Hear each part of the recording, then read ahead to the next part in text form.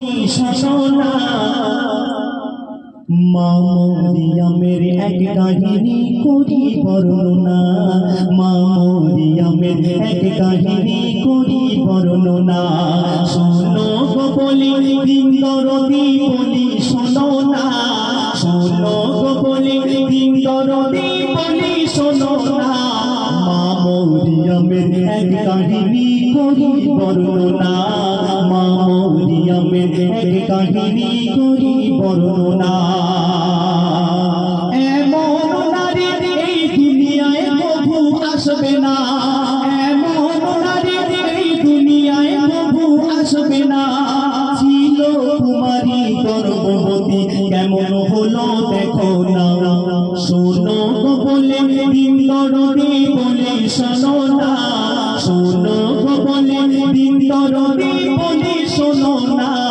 মা মরিয়মের এক কাহিনী করি বর্ণনা, মা মরিয়মের এক কাহিনী করি বর্ণনা।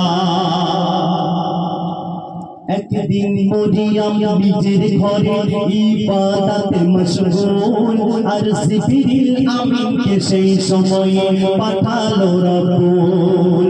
একদিন মরিয়ম নিজের ঘরে ইবাদতে মশগুল, আর জিবরিল আমিনকে সেই সময়ে পাঠালে রব্বুল। ওই দরজাতে টোকা মেরে বলে ও মরিয়ম, জিবরিল আমিন দরজাতে এসে টোকা মারছে, দরজা এসে টোকা মারছেন, মরিয়মকে ডাকছেন। কবি ছন্দের মাধ্যমে লিখছেন, ওই দরজাতে টোকা মেরে বলে ও মরিয়ম, ওই দরজাতে টোকা মেরে বলে ও মরিয়ম, খোদার হুকুমে তোমার মুখে ফু দিতে এলাম, খোদার হুকুমে তোমার মুখে ফু দিতে এলাম। তখন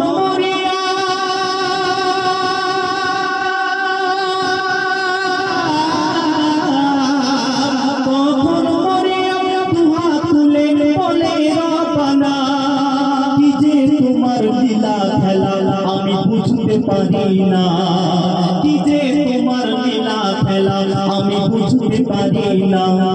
শোনো গো বলি দিন দরদি বলি শোনো না, শোনো গো বলি দিন দরদি বলি শোনো না। মা মরিয়মের এক কাহিনী করি বর্ণনা, মা মরিয়মের এক কাহিনী করি বর্ণনা। মরিয়মের পেটে ফু দেওয়ার কারণে সন্তান এসে গেল। জিবরিল আমিন গালে হা করে ফু দিয়ে চলে গেল, আর ফু দেওয়ার কারণে মরিয়ম অন্তঃসত্ত্বা পেটে সন্তান আসলো। তো কবি ছন্দের মাধ্যমে লিখছেন গ্রামবাসীরা তখন কি করছে। কয়েকটি দিন পর মরিয়ম গর্ভবতী যে হয়, আর তাই না দেখে গ্রামবাসীরা করয়ের কথা শোনায়। এই মরিয়ম, তোমার পেটে কার সন্তান, তুমি জবাব দাও। মরিয়ম চুপ করে রইলেন। কবি ছন্দের মাধ্যমে লিখছে, কয়েকটি দিন পর মরিয়ম গর্ভবতী যে হয়, আর তাই না দেখে গ্রামবাসীরা করয়ের কথা শোনায়।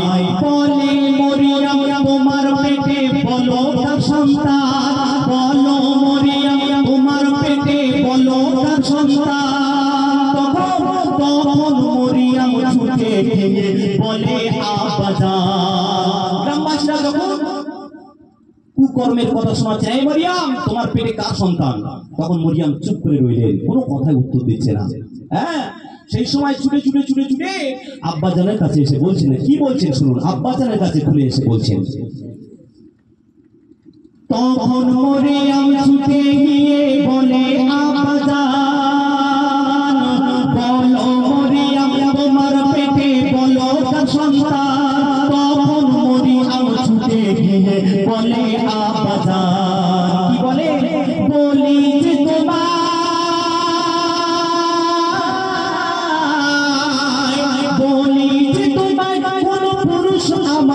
স্পর্শ করে নাই, বলি যে তোমার পুরুষ আমায় স্পর্শ করে নাই।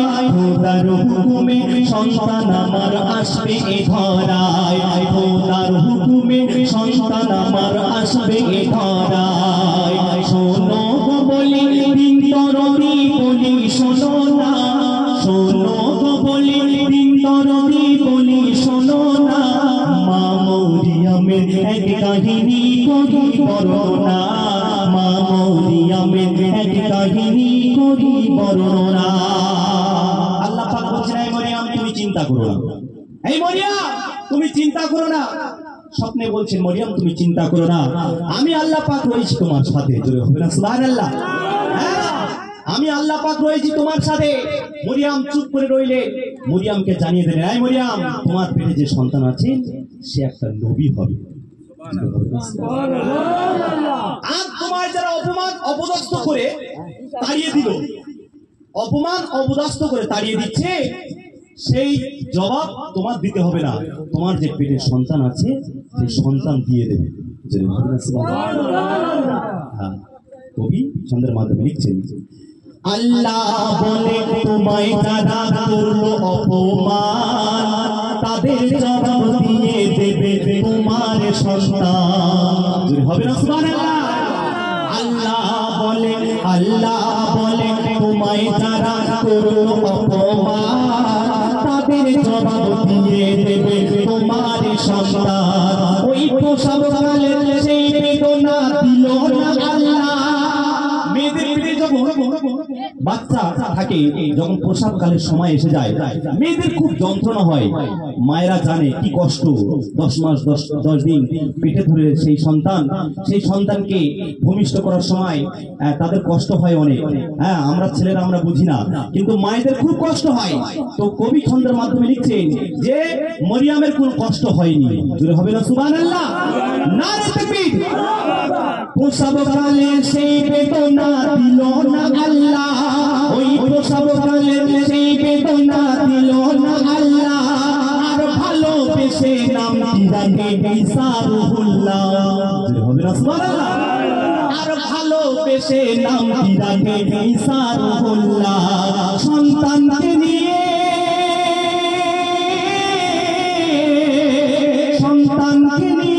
মা জননী আসিল ফিরে, সন্তানকে নিয়ে মা জননী আসিল ফিরে।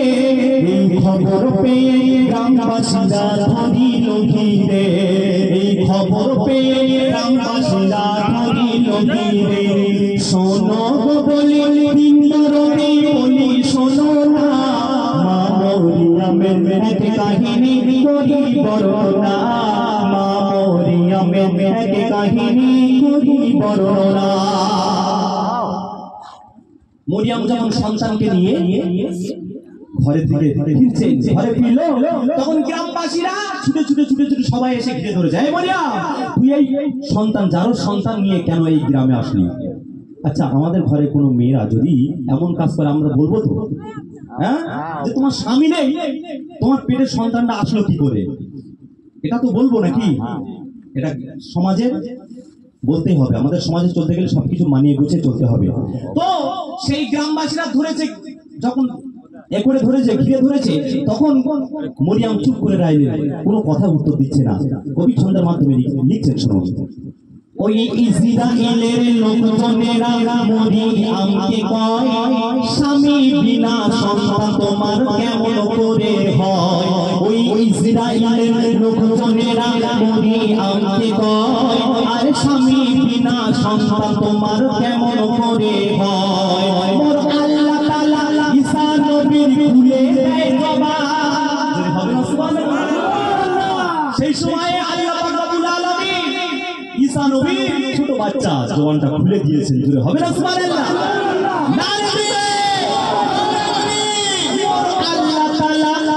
আল্লাহ তাআলা ঈসা নবীর খুলে দেয় জবান, মোর আল্লাহ তাআলা ঈসা নবীর খুলে দেয় জবান। নবীর কথা শুনে সবাই তখন পেয়ে যায় প্রমাণ। হবে না সুবহানাল্লাহ? নারে নবীর কথা শুনে সবাই তখন পেয়ে যায় প্রমাণ। বলে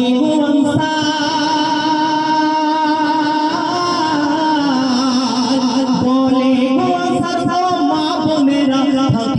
বেপরদায় বলে গো আনসার মা বোনেরা থাকিবে পরদায় কেন মরিয়ম আমের কথা স্মরণ করো সদা সর্বদাই মরিয়মের কথা স্মরণ করো সদা সর্বদাই শোনো গো বলে দিন দরদি বলি শোনো না শোনো গো বলে দিন দরদি বলি শোনো না মা মরিয়মের এক কাহিনী করি বর্ণনা মা মরিয়মের এক কাহিনী করি বর্ণনা মা মরিয়মের এক কাহিনী